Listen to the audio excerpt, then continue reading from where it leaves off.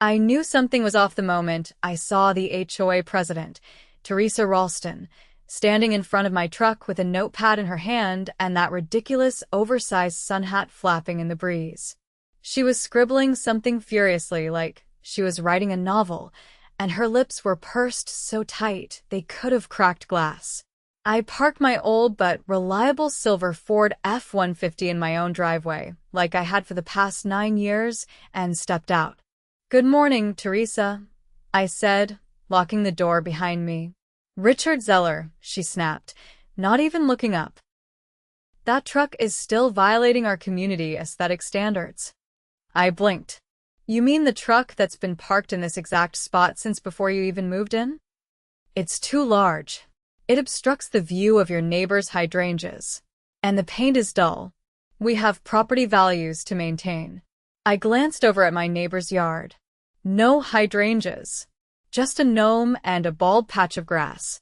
"Theresa, it's my driveway. And that dull paint is called matte," I said. "It's a style." She pointed her pen at me like it was a loaded weapon. "You've received 3 warnings. The next step is fines." I walked past her and went inside, shaking my head, not even surprised. Theresa had been on a power trip ever since she got elected president of the HOA board last spring. She had a habit of targeting anyone who didn't fall in line with her step-forward version of suburbia. But I didn't expect her to go nuclear. 2 days later, I was inside watching the game when I heard a god-awful crunch from the driveway. I bolted outside and nearly tripped over my own feet. There was Theresa, standing next to her Lexus SUV, which had just plowed into the front quarter panel of my truck. She was shaking, but not like she was scared, more like she was mad the truck didn't vanish on impact. "What the hell did you do?" I shouted. "It was an accident," she said immediately, not even making eye contact. "I was reversing and—" "You reversed into the front of my parked truck?" I misjudged the angle. I crouched down and took pictures of the damage. The front bumper was crumpled, the headlight shattered, and the wheel well had a massive dent. Her SUV had almost no damage. But the kicker? There were no skid marks. No signs she even tried to stop. I looked up at her. "You did this on purpose." "Don't be ridiculous," she said, brushing invisible dust off her blouse. "Maybe you'll finally take the hint and get rid of it." "You're admitting that?" I said maybe, she said, folding her arms. "I called the cops." She tried to stop me. Literally stood in the way of my porch steps until I told her I had a camera doorbell that recorded everything. She walked off, muttering something about ungrateful residents. The officer showed up within 15 minutes. I gave him the footage from the camera. It clearly showed her getting into her car, adjusting the rear view, then slamming it into drive and lurching forward into my truck. The officer's eyebrows lifted. "That doesn't look like a misjudged angle, ma'am." Theresa folded her arms and looked off into the distance, like she was too good to answer. The next day, I called my insurance. They said they'd cover the damage, but suggested I sue for the deductible and any other costs. I decided right then and there I wasn't just going to let her get away with this. I was going to sue her personally. And if the HOA tried to cover for her, I'd drag them right into it. She wanted to play games? She just picked the wrong guy. I spent the next morning cataloging the damage to my truck in detail, photographing every bent panel and compiling the repair estimates from 2 local body shops. The total came to just over $8,000. My insurance company had already approved their portion, but I was still on the hook for a deductible and a rental vehicle while my truck was in the shop. That's what I intended to take out of Theresa's hide. I printed everything, pictures, quotes, the police report number, and walked it down to a friend of mine, Marcus, who ran a small legal firm just outside of town. He'd helped me with a zoning dispute years ago and knew how to handle civil cases like this. "She hit you head on, in your own driveway." Marcus leaned back in his chair, flipping through the photos. "That's bold.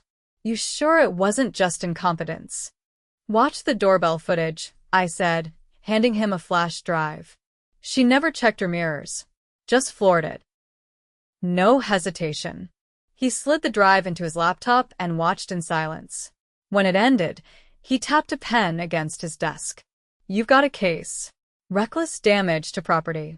She'll try to claim it was an accident, but this shows intent. Especially with the history. I want to file suit. Not just for the deductible. I want her held accountable. Marcus nodded slowly. We'll file in small claims for now, but we'll attach the video as evidence. If she tries to stonewall, we can escalate. I left his office with a signed filing and a court date 3 weeks out. That evening, I came home to find a yellow envelope taped to my front door.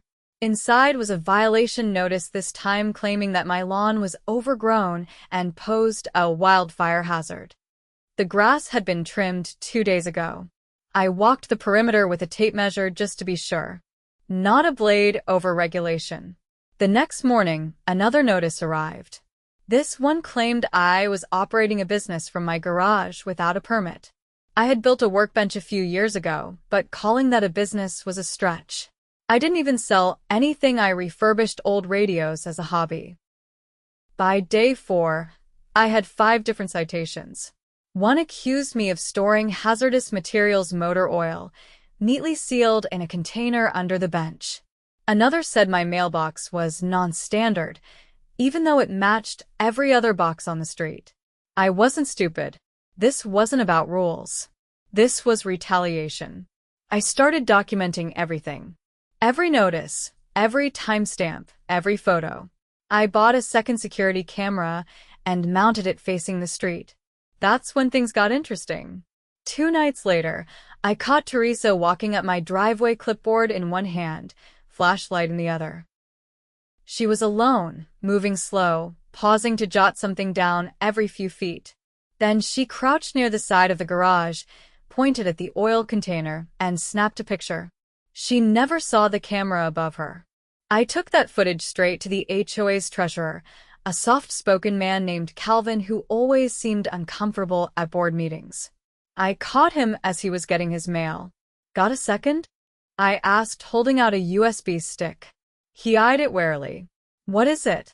Proof that Theresa's been conducting inspections at night. Alone. Trespassing. He hesitated, then took the stick and slipped it into his jacket pocket. I'll look into it.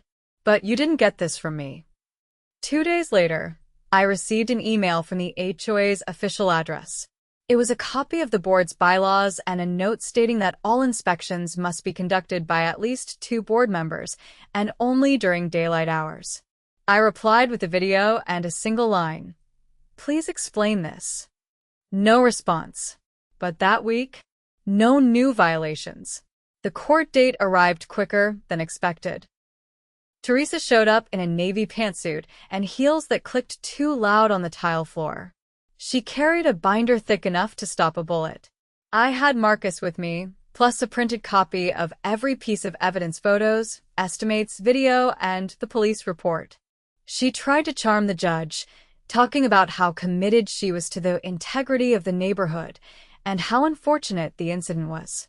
She claimed her foot slipped on the pedal and that she was devastated about the damage. Marcus stood and played the footage. The silence in the courtroom was heavy. When the video ended, the judge leaned forward, frowning. This doesn't look like an accident, Ms. Ralston. There's no attempt to brake. You accelerated directly into the plaintiff's vehicle. She shifted in her seat. I was distracted. But you weren't reversing. You drove forward. Into a parked vehicle. On private property. Marcus added. And we have documentation of retaliatory citations filed after the incident, which suggests a pattern of harassment. The judge turned to me. Mr. Zeller, do you have an estimate for the damages? $8,046. Plus rentals for the time my truck is in repair, another $900. The judge nodded. Ms. Ralston, you are liable for the full amount. I'm also referring this matter to the district attorney for review. The combination of property damage and what may constitute harassment or abuse of position is concerning. Theresa's face drained of color. Outside the courthouse, she didn't say a word to me. But 2 days later, A for sale sign appeared in her yard. The rumor mill spun hard and fast. Some said she was facing a second lawsuit from another homeowner over bogus fines. Others said the board had quietly asked her to resign to avoid more scrutiny. Calvin, now acting president, sent out a notice that all future inspections would require written documentation and witness signatures. I cashed the settlement check a week later. The best part? I got a postcard 3 months after that. Theresa's old house had sold, and the new owner? A retired police officer who parked a fire engine red Dodge Ram in the exact same spot on the driveway. Every morning, I saw that truck gleaming in the sun, and I couldn't help but smile.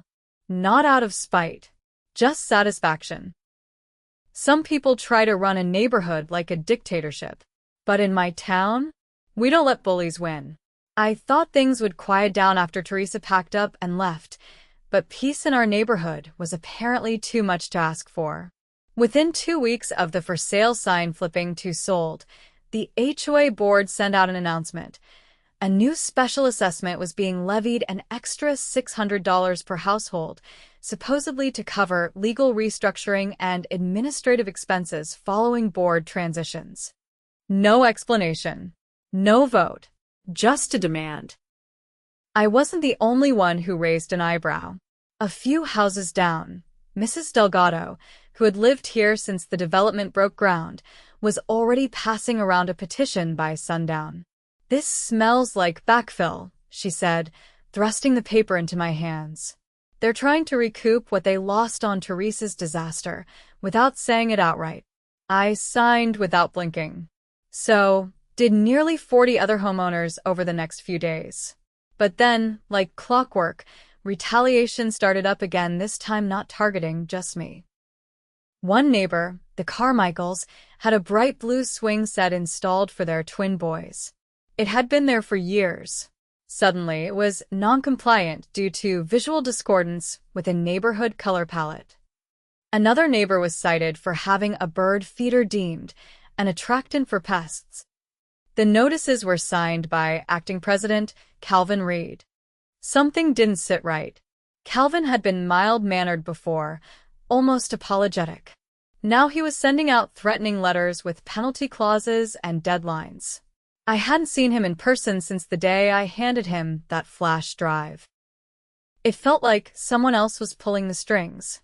I decided to find out. That weekend, I drove to the county recorder's office. Public records were tedious, but they told the truth. I pulled up the HOA's articles of incorporation, meeting minutes, and financial disclosures. Most of it was standard boilerplate. But buried in a supplemental filing from the previous year, I found something curious, a line item marked Legal Services Retainer $25,000.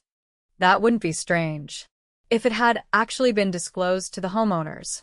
I cross-referenced that date with the HOA's annual report. No mention of a legal retainer. No breakdown of where the money came from. I requested copies of all submitted budgets and expense reports for that year and the current one. 3 days later, a brown envelope arrived at my door. The documents inside painted a story. The HOA had quietly reallocated funds from the community improvement budget into a legal defense fund last year, right around the time Theresa began her warpath. That fund had been used to pay a private firm, Green and Darnell LLP, listed as consultants. But there was no record of them ever attending a board meeting, and their invoices were vague line items like governance strategy session and dispute management. The kicker? One of the invoices was dated 2 days after Theresa crashed into my truck. I brought everything to Marcus. "They used HOA money to prepare a legal strategy against you," he said, flipping through the paperwork. "That's misappropriation. Maybe fraud, depending on how they disclosed it." "I want to dig deeper," I said. "If they've been funneling money like this, who knows what else they've done?" Marcus nodded. "We'll need a forensic accountant." "I know someone." 2 weeks later, the accountant, a no-nonsense woman named Lila, handed us a preliminary report. Almost $28,000 had been rerouted over the past year and a half. Some of it went to the law firm. But another chunk, around $8,000, had been issued as reimbursement to a personal account belonging to none other than Theresa Ralston. She paid herself out of the HOA's coffers, Lila said. No paper trail. No meeting minutes approving it. Just a vague reimbursement code. Did the other board members sign off? Marcus asked. Doesn't look like it. These checks were issued by a single signature, Calvin's. That was all I needed. The next morning, I walked into the sheriff's department with a binder full of evidence. Embezzlement. Misappropriation of community funds. I gave them everything. The accountant's report, the bank records, the invoices, the unapproved budget shifts. The deputy took one look and called in a detective from white-collar crimes. By the following week, the sheriff's office had opened a formal investigation.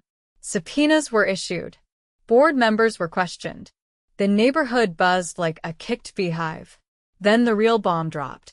Detectives uncovered that Theresa had set up a personal account under the name Ralston Community Services, which she used to funnel funds disguised as vendor payments.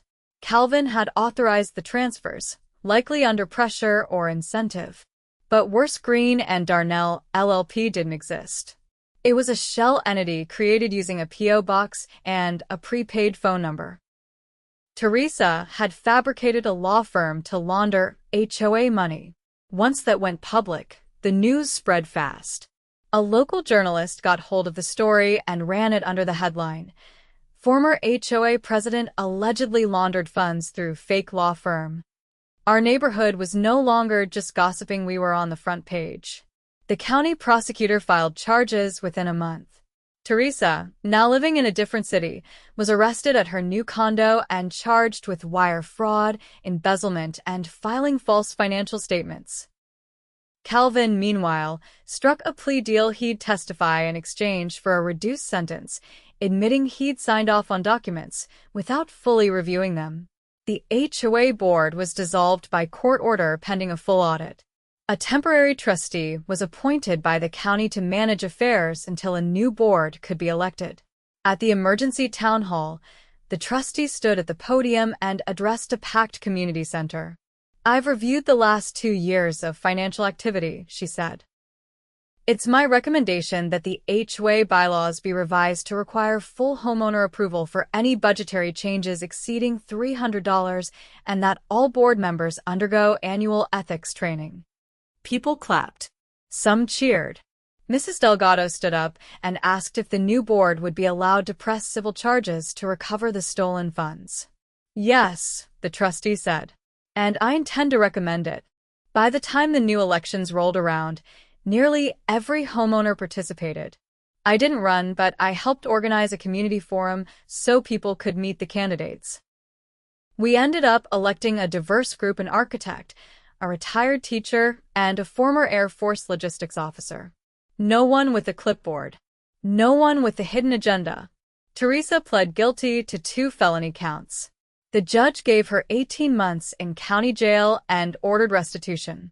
She was also barred from serving on any HOA board or managing funds for any organization for 10 years. The restitution checks started coming in a few months later. They weren't huge, but they were symbolic. A reminder that she hadn't gotten away with it. One afternoon, I walked outside and found the new board's president, Gary, chatting with a few neighbors near my driveway. He waved me over. "Hey, Rich," he said. "We're thinking about organizing a community repair day. Fix up the sidewalks, repaint the benches at the park. You in?" I nodded. "Count me in." As I looked around at the people gathered, some I'd known for years, others I'd only spoken to recently, I realized something had shifted. We weren't just a neighborhood anymore. We were a community. One that had been tested, manipulated, even stolen from, but came out stronger. Because when people like Theresa try to rule through fear, it only works if no one pushes back. And we pushed back hard. By spring, the neighborhood had settled into something that finally resembled normal. The air was lighter. People waved more. Kids rode scooters without parents glancing nervously over their shoulders. And for the first time in over 2 years, the board meetings were open, uneventful, and even a little bit boring, just the way we liked it. I thought that would be the end of it. But then, during one of the weekend cleanup days organized by the new board, Gary asked me to take a look at something strange in the HOA's storage unit, a small, rust-colored shed behind the clubhouse. He said they'd found it padlocked and hadn't been given a key. Theresa hadn't turned one in when she left, and no one seemed to know what was inside. Could be lawn equipment, I said, testing the lock. Or a stash of those ridiculous violation signs she used to stick in people's yards. I just want to make sure we're not sitting on more skeletons, Gary said. We ended up cutting the lock open. What we found wasn't garden tools. The entire shed was filled with bankers' boxes. Some were labeled with dates, others with initials. A few had strange codes scrawled on them in red marker. Inside were stacks of documents, not just HOA records but personal files. Photos of homes, copies of emails, even handwritten notes about residents' habits. One folder had surveillance-style photos of the Carmichaels' backyard, complete with timestamps. Another documented late-night comings and goings at multiple homes, all with dates and comments like, possible unauthorized guest, or garage opened at 11:42 p.m. Gary stood frozen. Why would she have this stuff? She was building a file on people, I said. But for what? We boxed everything up and drove it straight to the county trustee's office. The trustee, Miss Fallon, took one look at the contents and called the sheriff's department without hesitation. Officers arrived within the hour. They photographed everything, sealed the shed, and took statements from both of us. Detective Hargrave, the same one who had worked the financial case, listened quietly as I explained what we'd found. He didn't look surprised, more like someone waiting for the other shoe to drop. This is starting to line up with a tip we received last month, he said. Someone from the board leaked that there were off-the-books actions being taken against residents who refused to cooperate with Theresa's initiatives. What kind of actions? Gary asked. Hargrave flipped open his notepad. Unapproved background checks. Employment verification. In one case, a resident claims their mortgage company was anonymously contacted with a concern about income misstatements. We thought it was a bluff. Now I'm not so sure. The sheriff's office secured the boxes as evidence, and within a week, they had a warrant to search Theresa's personal devices and financial records again. That's when the full scope of what she had done came to light. She had been running what amounted to an intelligence operation on her own neighbors. Using HOA funds, she'd hired a third-party data broker to compile reports on dozens of residents. She'd tracked social media, public records, credit filings. No one was off limits. The worst part? She'd used some of that information to blackmail 2 homeowners into dropping disputes, one of whom had been threatened with exposure of a bankruptcy filing from over a decade ago. The charges added up quickly: illegal surveillance, misuse of private data, coercion, and impersonation of legal authority. When the press got hold of it, they labeled it the suburb spy scandal. Theresa was indicted on 6 new felony counts. At her arraignment, she looked nothing like the clipboard-toting tyrant we'd all come to despise. She wore a gray jumpsuit, her hair pulled back, eyes hollow. The judge denied bail. Gary and I were asked to testify before the grand jury. I told them about the crash, the fake law firm, the retaliatory citations. Gary described the shed, the board transitions, and the discovery process. We weren't the only ones. Nearly a dozen residents came forward with stories about intimidation, threats, and pressure to comply or face consequences. The grand jury returned an indictment on all counts. Her trial began that fall, and by then, the community had rebuilt itself from the ashes of her regime. The park had new benches. The HOA newsletter was now written by a rotating group of volunteers, and the budget was posted in full transparency online each month. The new board had even canceled the garbage collection contract Theresa had negotiated, which turned out to be almost double the going rate, with a kickback clause buried in the fine print. At the courthouse, I sat behind the prosecution table as a witness. Theresa refused to meet my eyes. When the prosecutor played the footage of her crashing into my truck, the courtroom didn't make a sound. The judge leaned back, arms folded, and didn't interrupt once. The verdict came back in under 5 hours. Guilty on all counts. The judge sentenced her to 4 years in state prison and ordered full restitution to every resident who had been affected by her abuses. She was also permanently barred from holding any leadership role in any residential community or property management organization. After sentencing, the judge addressed the courtroom directly. "This case is a reminder," he said, "that power, even in the smallest forms, can be abused when stripped of oversight. But it's also a reminder that communities can hold that power accountable." Outside the courthouse, a few reporters tried to catch reactions, but most of us walked straight past them. We weren't there for headlines. We were there for closure. Back in the neighborhood, things didn't just return to normal, they improved. The HOA bylaws were rewritten from the ground up, with an oversight committee composed of 5 randomly selected homeowners each year. All board meetings were now live-streamed and archived. Dues were reduced after the budget was audited and found to have several unnecessary contracts that were quietly terminated. One afternoon, I was repainting my fence when Gary dropped by. He was holding a stack of flyers. "Block party next month," he said. "First one in years. You coming?" I set the brush down. Wouldn't miss it.